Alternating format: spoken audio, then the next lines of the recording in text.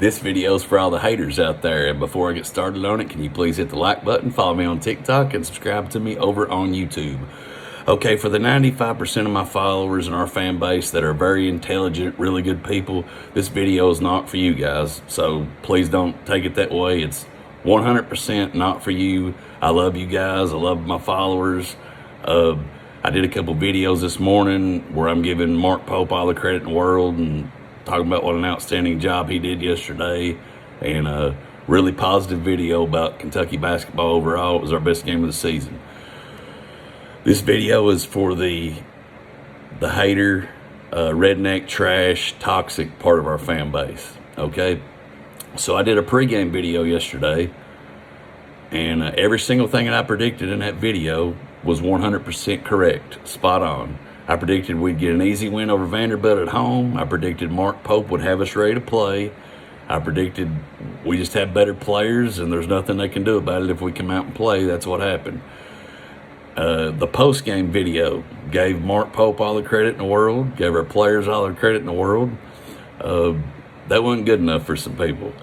In those videos, neither one of those videos at no time was Rick Pitino or John Calipari mentioned in those videos. For those of you who say, you always talk about Pitino and Calipari, this is why.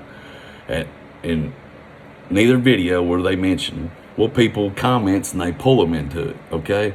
Pitino got blew out earlier this week. Calipari got blew out last night. So people, obviously, now they want to talk. So I'm going to give the redneck, trash, toxic part of our fan base what they want here. This is your all's video.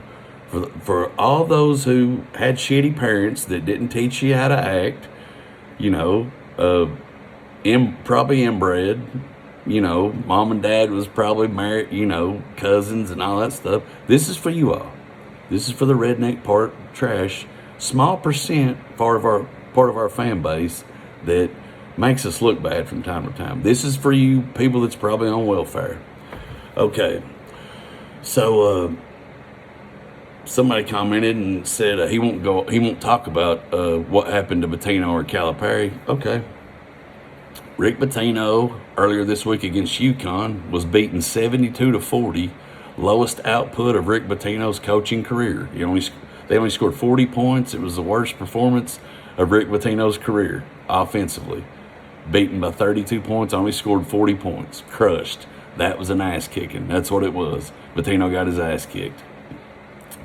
Last night, as I predicted in all my parlays before the game, clearly, I told several people messaged me, I said, I like Florida to win big tonight, big over Arkansas. I predicted it beforehand, just like I predicted the Kentucky game beforehand.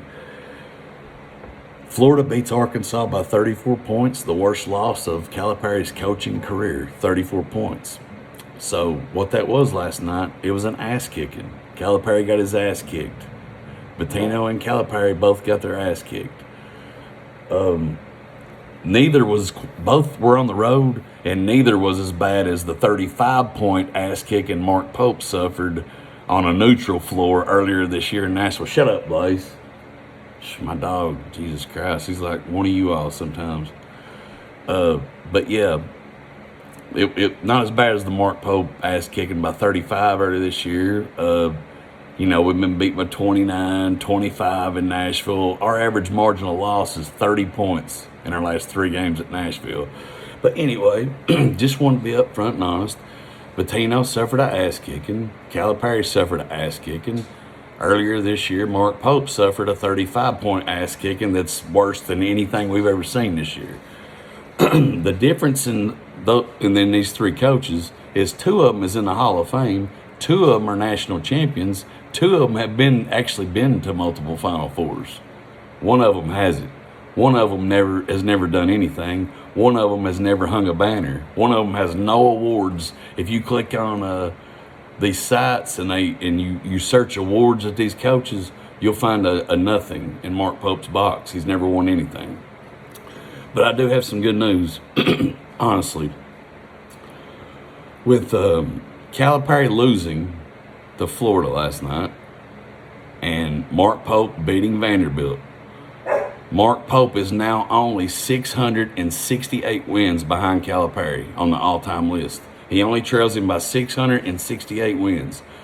What that means is, if Calipari stopped coaching today, let's say he announced his retirement today and didn't coach anymore, and Mark Pope continued at his current pace, which is averaging 21 wins a season, in 32 years, Mark Pope would tie him up. So if Mark Pope coaches until he's 86 years old, on his current pace, if Calipari stopped today, he would catch him. So I just want to say a big congratulations to Mark Pope, now only 668 wins behind John Calipari in his coaching career.